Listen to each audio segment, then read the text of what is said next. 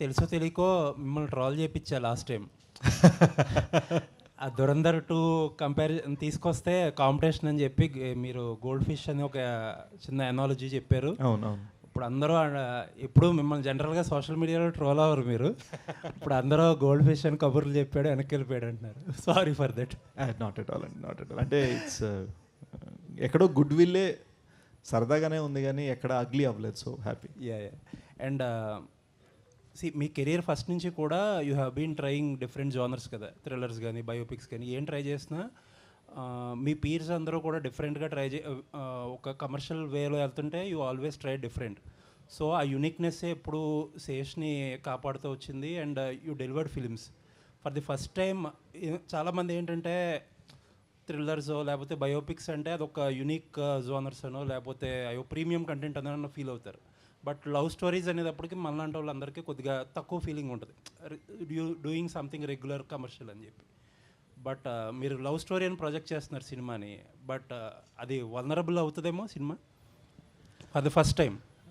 I wouldn't think so అండి. అంటే నాకు తెలిసి మేజర్ రిలీజ్ అయిన సంవత్సరంలోనే Sita Ramam was one of the best love stories, and not best love story, best films of the decade.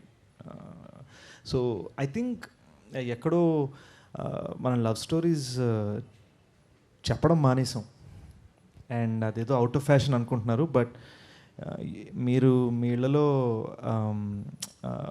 You know families తోటి మాట్లాడితే you will see that అందరికీ ఒక లవ్ స్టోరీ కరువు ఉంది.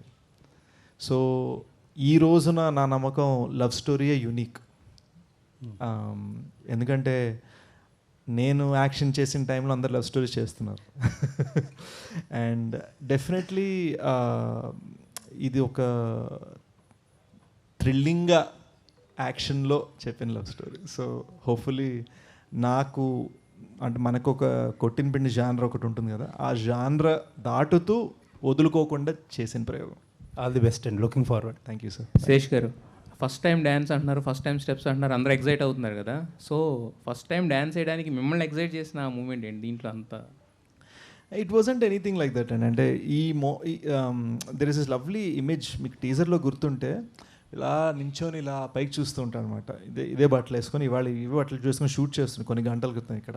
సో ఆ ఫ్రీడమ్లో వాడు ఏం ఫీల్ అవుతున్నాడు అని ఒక క్వశ్చన్ వచ్చింది. ఆ క్వశ్చన్లో వీ ఫెల్ట్ ఒక nice song would be amazing for that moment. So అందుకని చేయాలనిపించింది.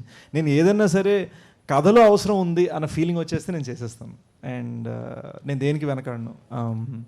మేజర్లో చేసిన స్టంట్స్ మీరు యాక్షన్ సీన్స్ చూస్తే మేజర్లో చేసిన స్టంట్స్ దానికి ముందు రీసెంట్ ఫిల్మ్స్లో చాలా తెలుగు ఫిల్మ్స్లో అలాంటి స్టంట్స్ లేవు.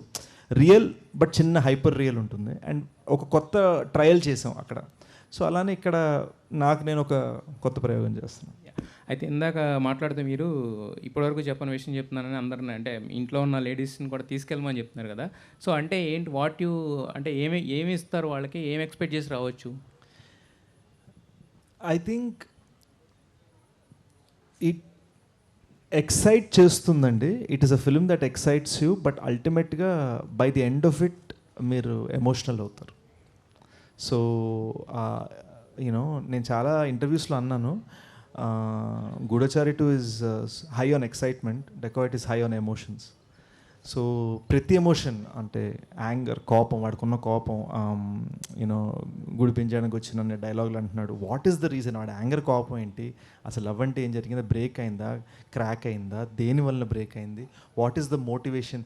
హైలీ ఎమోషనల్గా మనం ఎప్పుడైనా మన ఫ్యామిలీస్లో కానీ లేదా ఎవరితోనో హైలీ ఎమోషనల్గా మాట్లాడినప్పుడు ఒక ఎమోషన్ ఉంటుంది కదా, అది మేము ఆ 2 hour జర్నీలో క్యాప్చర్ చేయడం ట్రై చేస్తాం. శేషు ఈ సినిమాను మదర్తో కానీ ఫ్రెండ్తో కానీ ఎవరితోనో చూడమని మీరు సలహా ఇచ్చారు కదా, మీరు ఎవరితో చూస్తున్నారు ఫస్ట్ డే?